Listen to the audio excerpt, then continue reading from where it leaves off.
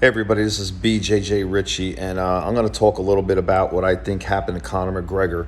And I've seen all the videos on the internet and on YouTube and everything, and I really think this is a valid reason. Now I'm starting to realize we all know what happened.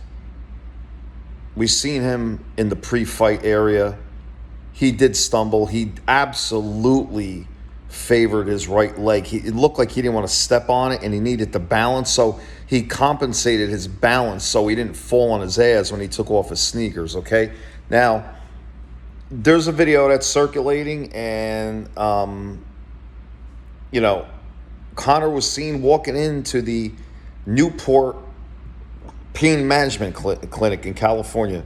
So, John Cavanaugh, his coach, goes on Ariel Helwani's show and says, we decided to stay an extra day out at the Newport Clinic on Monday.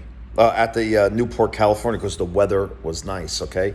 And I'm not buying that. I really think, honestly, that Conor did sustain some kind of inflammation to his knee. And I've had pain management done this past year. I have 2 herniated discs, like L2 to L4. And I've had the nerve ablation, nerve burn. I've had cortisone injections and all that stuff. And all I'm doing is masking the injury. But for now, I'm good. But then again, I just do jiu-jitsu, and I'm not a professional athlete, and I don't make money as a professional athlete like Conor McGregor does, all right? So he was walking in that pain management clinic, and I honestly think that he got a nerve burn. He got some kind of cortisone injection in his knee to reduce inflammation. I think they might have seen minor tears, micro tears there, that were susceptible in his ACL or his MCL or whatever, the medial collateral or the anterior, whatever it is, anterior cruciate ligament, okay? And I know any of you have had pain management procedures on your back or your knees or whatever, your shoulders, know that you're masking an injury. You're taking away the inflammation, okay, which should take away the pain, okay? These things are great if you want to avoid surgery. So there's 3 reasons, or 2 main reasons, that he put on his Twitter and his X account and I loved Conor. I wanted him to win so bad. I wanted him to really do well, and I feel horrible for him.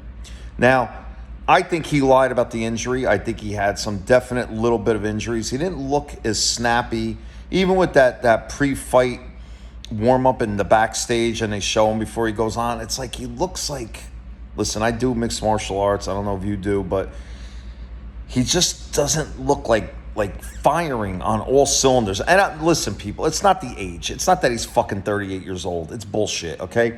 The guy is an elite athlete. You see the shape he's in, and he doesn't have much tread on his tire. He's fought, 4 times since Khabib? He fought Khabib, then he fought Poirier 2 times. Second time, he folded his leg in half. And now he fought Max. So that was 4 times since 2019. Oh, and Cerrone, and Donald Cerrone. So 5 times since 2019. He's got a lot of tread on the tire. He's not the normal 38-year-old. He has a lot.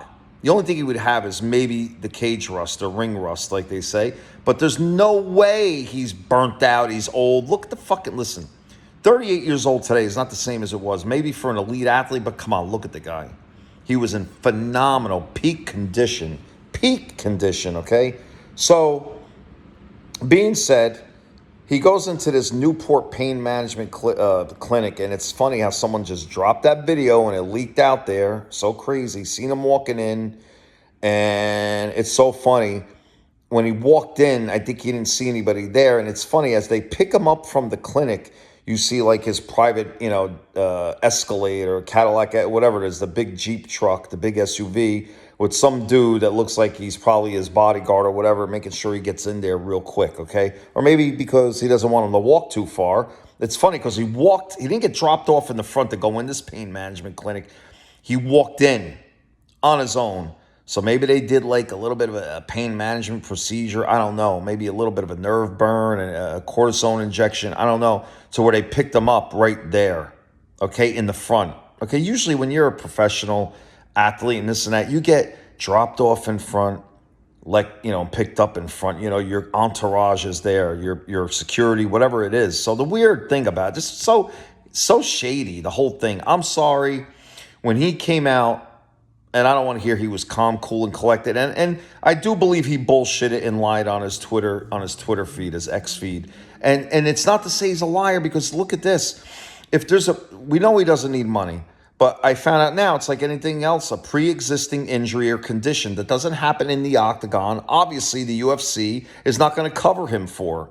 So yeah, I don't think he's worried about a surgery cost. I would lie about it. I mean, I'm Joe middle class, right? So he's not worried about the surgery, but he does want to save face for his brand and being able to have future fights, which we know he's got one fight left on his UFC contract, okay? So he knows he can make a boatload of money going to Netflix under Jake Paul's promotion there, right? He could go to boxing, fight Floyd again, maybe Pacquiao, who knows?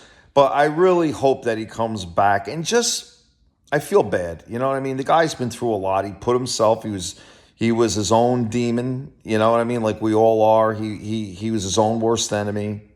Came out of a hellish 4 years, you know what I mean? With the injury, then the rape allegations and all this shit, right? And I feel like he really is trying to change his act. He brought his kids there. He's wearing his wedding band, which a lot of fucking professional athletes don't do. You know what I mean? They don't do that. They be like, oh, you don't need a wedding band, whatever. He's trying to be a good fucking guy, is what I'm saying, everybody. And you know what?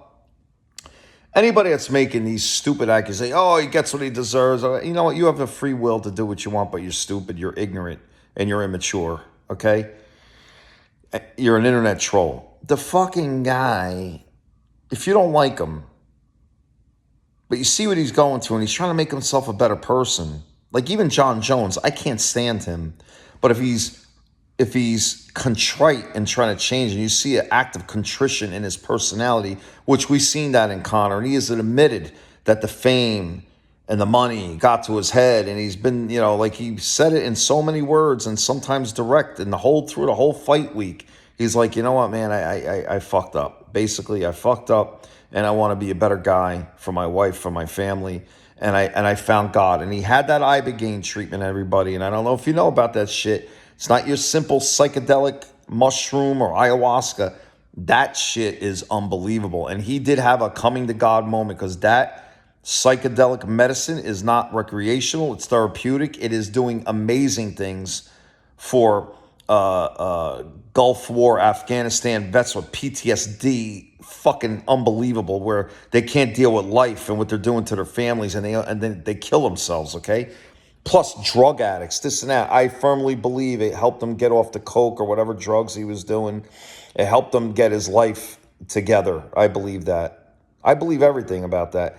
So tell me what you think, and I hope to God you put some good comments in this video and not just stupid, oh, he's full of shit and all this shit. But that is your free speech, and you have the right to it, no matter what. So please comment and follow my channel if you like. I don't really do that many videos, but follow if you like to do it. Once in a blue moon, when I really feel passionate about this shit, I will put something up. I heard Chael Sonnen. I heard Ariel Helwani. I heard all these guys, Cormier, Michael Bisping. You know what? For the pros they are, sometimes they're blind.